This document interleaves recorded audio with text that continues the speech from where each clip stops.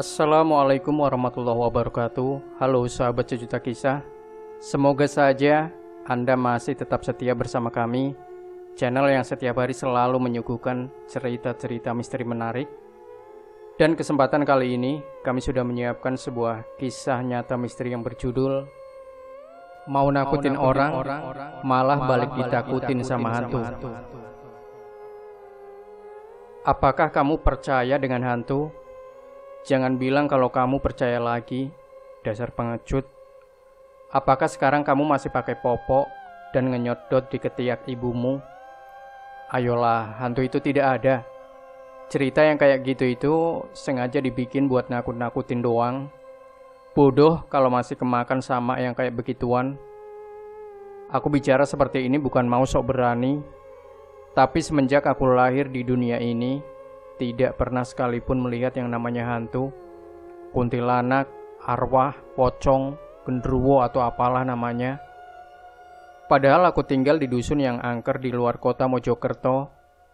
Tidak sedikit titik-titik angker yang kerap dihindari sama warga dusunku.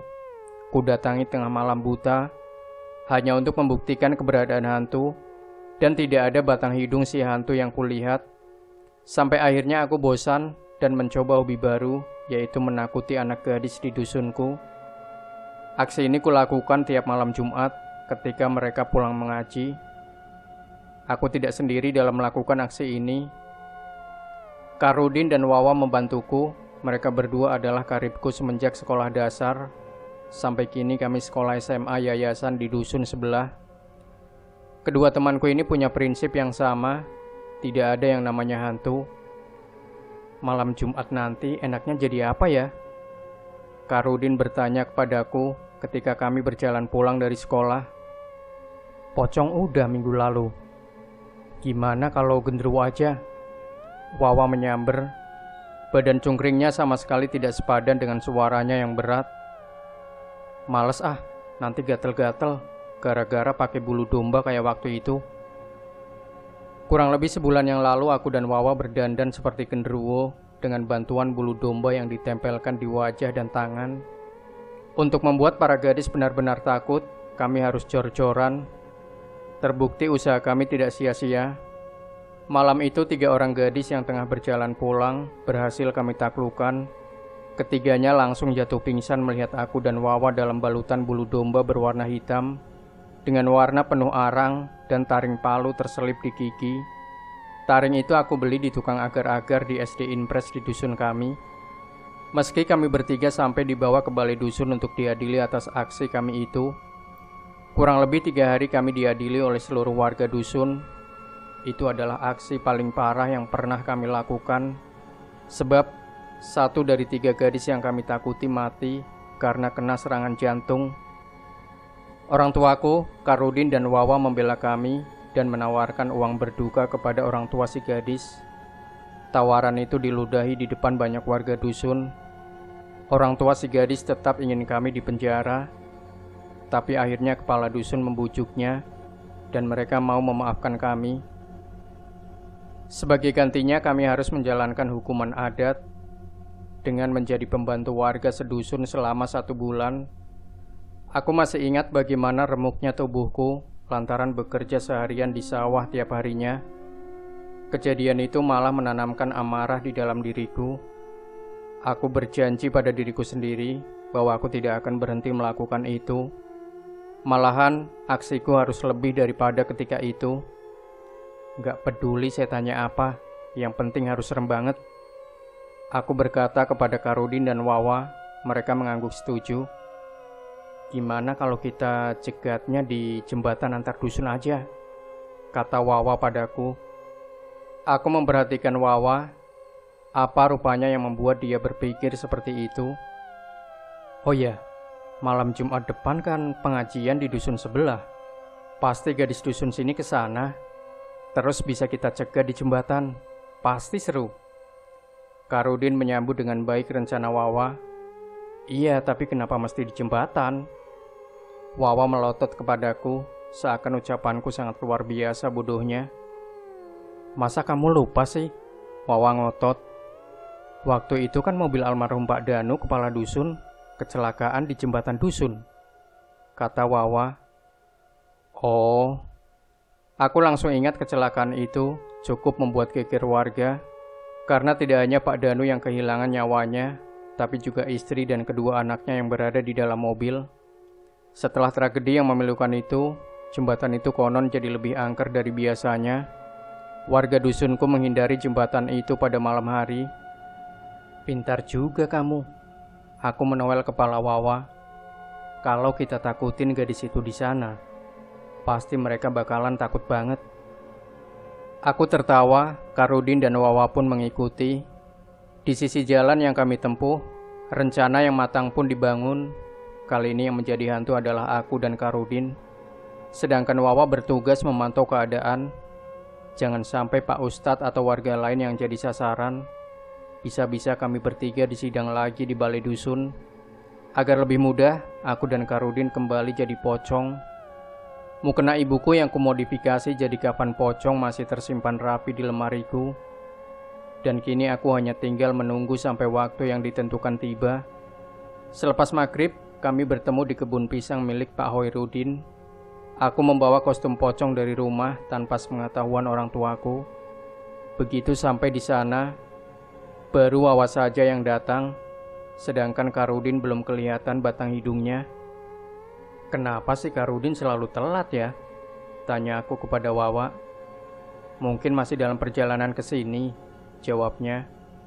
Sekitar 5 menit menunggu, Karudin baru nongol. Dari mana aja sih kamu? Kataku kesal. Maaf, kostumku diumpetin sama ibu, jadi mesti nyari-nyari dulu, sahut Karudin. Tapi ada kan? Wawa menyelah. Karudin menarik alisnya, seraya menunjukkan kostum di tangannya. Ada dong.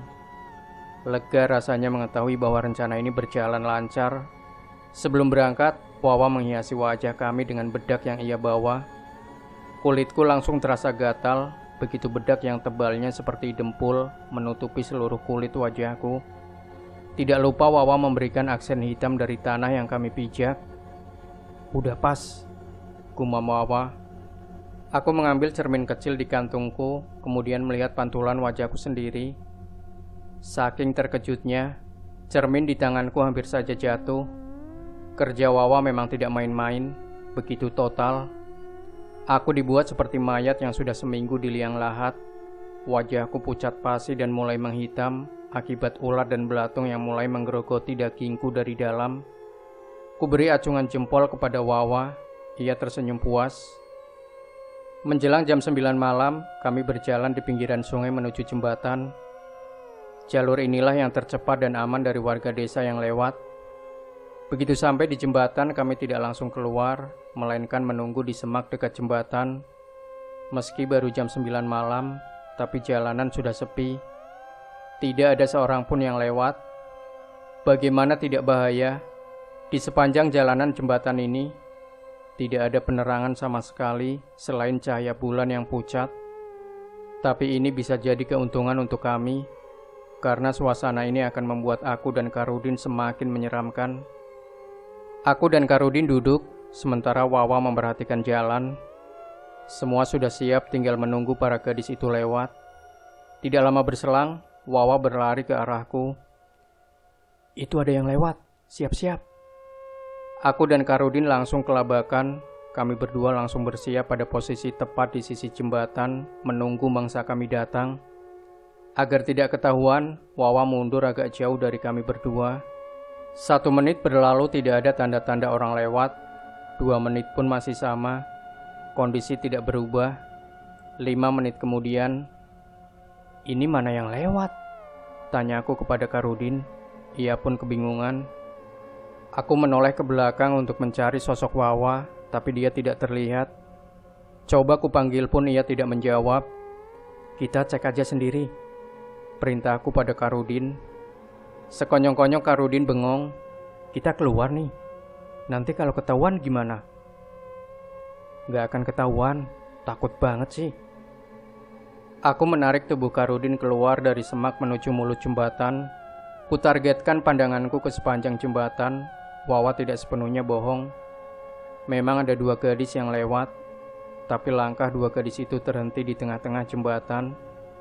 Keduanya mematung saja di sana. Entah apa yang terjadi. 2 gadis itu kenapa diam di sana? Tanya Karudin. Nggak tahu. Mending kita cari tahu, jawabku. Aku berjalan menuju kedua gadis tersebut. Karudin mengikutiku dari belakang. Tidak ada secuil pun rasa takut di antara kami.